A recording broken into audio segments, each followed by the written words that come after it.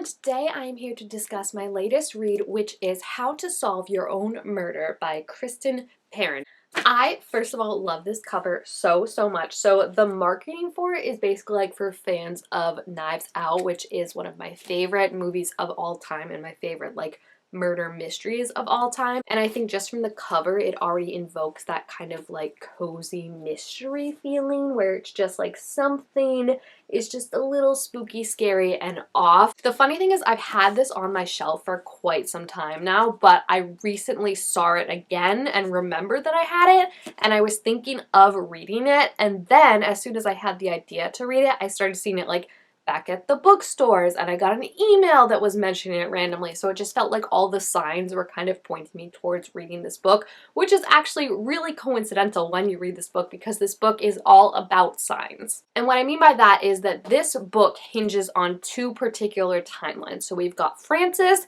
back in the 60s, who is a teenage girl who gets this fortune that she is going to be murdered someday. And then we have in the present time Annie, who is Frances's great niece. She shows up for this reading of the will that she's supposed to be doing where Frances is changing something in her will, and before she can actually talk or meet to Frances, Frances is murdered just like she predicted she would be all those years ago. So Annie is now trying to solve the murder not only with what she's finding out about what's happening, but also using Frances's diary and kind of Frances keeping predictions and track of everything she thought was a clue to her fortune. So her fortune specifically is, it's actually really creepy, like I could see where it would keep you up, but her fortune particularly is: your future contains dry bones. Your slow demise begins right when you hold the queen in the palm of one hand. Beware the bird, for it will betray you. And from that, there's no coming back. But daughters are the key to justice. Find the right one and keep her close. All signs point toward your murder.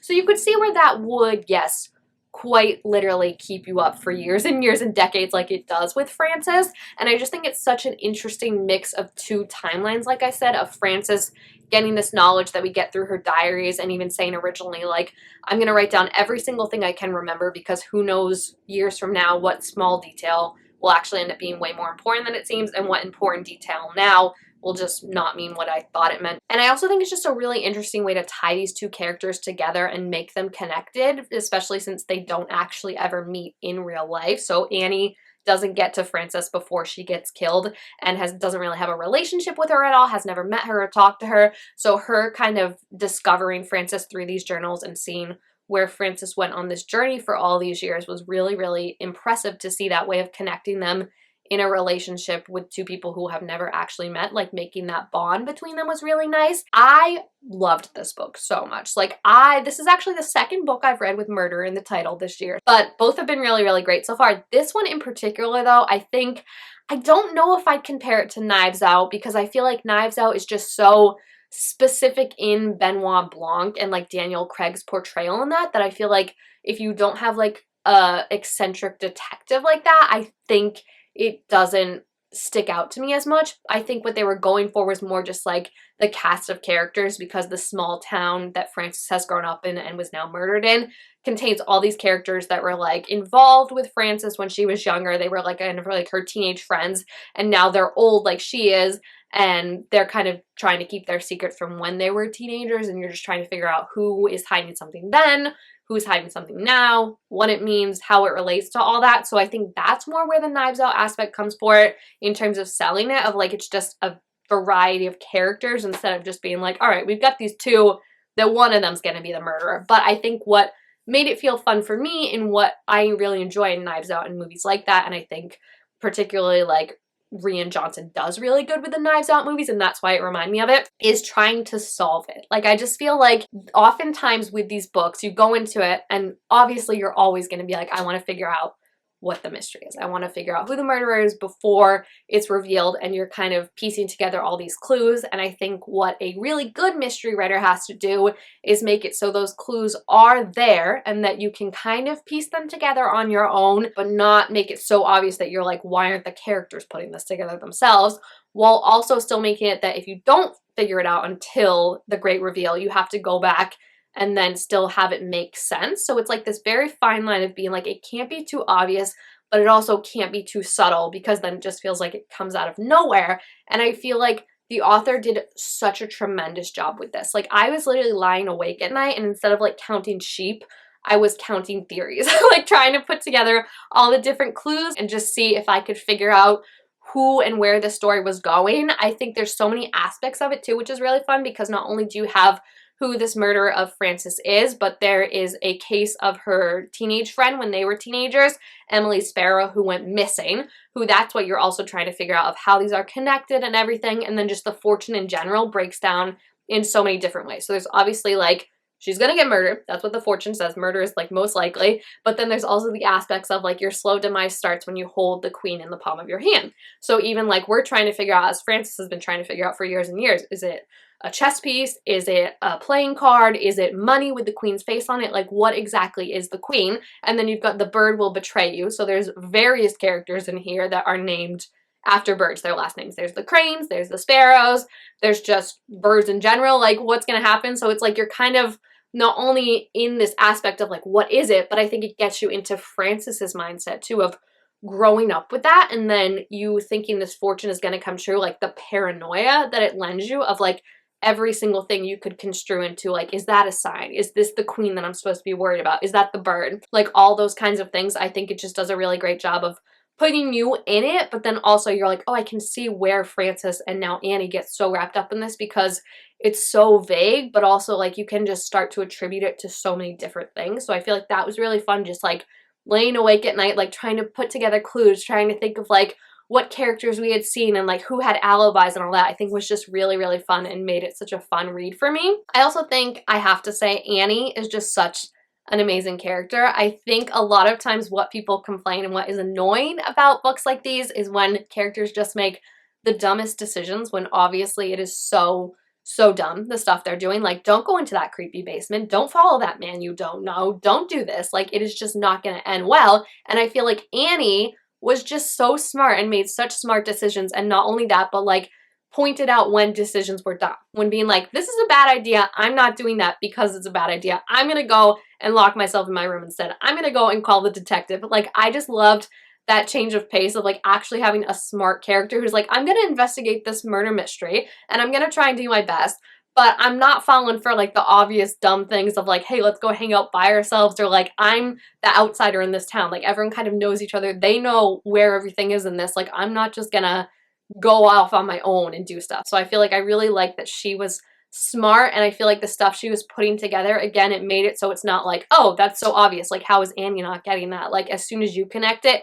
Annie connects it. I will say, and this is probably because I was so like fixing it over in my mind, I did solve who the murderer was, who both murderers were actually, before it was revealed, only like 50 or so pages before, and it made me feel really smart. But again, it never feels cheap or like obvious, because it's just like, it feels satisfying that I figured it out, because it's a satisfying reveal, and I just really, really enjoyed that. I also have to say, and this is wild, but listen, the detective in this, Rowan Crane, the hottest male character I have ever read in a book, okay? Like, move over Reese from ACOTAR, move over like anyone else, there's just something about his description and his like competency and calmness that like from the first page he was described, I was getting like flutters all over. I was kicking my feet and giggling. There was a huge smile on my face. Like, anytime he came on, I was really, really excited. And there's like hints of a romance with him and Annie. So I hope that that is developed further on in the other books, because there is going to be other books. So I didn't know this initially when I first picked it up, but it is going to be a series. I'm kind of intrigued by that, because this book in particular is just so specific to Annie and to her family's history, with Frances being like involved in everything. The end of it does end on that like, hey, like Frances is someone who had like tabs on everyone because she was so scared of like being murdered, that like there's definitely more secrets in this town going on. And the sequel does come out later this month, so I'm curious to see, because like I said, the only things that like I maybe didn't like about this book were how open-ended it ended. Like, I would have liked if there was like more conclusion with like her and Rowan, like with their romance kind of starting, I think would have been cute. But if there's going to be more books, I think it makes sense that like that's going to be developed on. It'll just be interesting to see if you can continue the thread of how good this one was, just because, again, I feel like because it's so specific to Annie and to her family, that really kind of helps you understand what's driving her. In the next one, it's going to be that she is framed for murder. So I think that would also be a good driving factor for you solving a mystery. So I have high hopes for it. It's just I could see where this one is so good and then you just don't have the steam to keep other ones running. But I really, really love this one. I love the setting of it. I loved all the characters, like, again, trying to puzzle it out and figure out, like, the characters as Annie and we first meet them in the present time, but then, like, going back to Frances's diaries and how, like, the meek lawyer is really, like, this, like, bad boy, cigarette smoking guy in her time and everything. And it was just so, so fun. And putting together the mystery of, again, not only what happens to Frances, but it being so tied intrinsically to what happened to her friend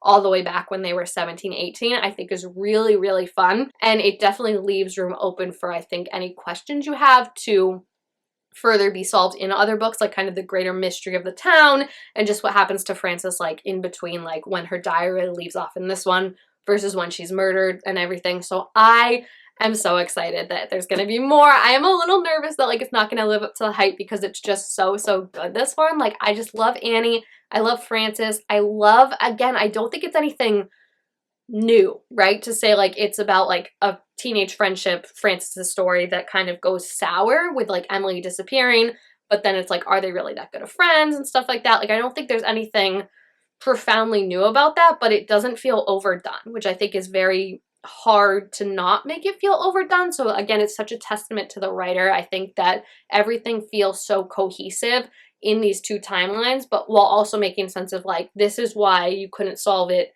in this timeline. This is why we need both aspects of it together to make it. And I just think it was really, really nice. It had some really fun scares. And again, Annie is just a character I love. She, I guess similar to Marta, it did kind of remind me of how Marta in Knives Out, like, vomits and can't lie. Like, she throws up whenever she lies.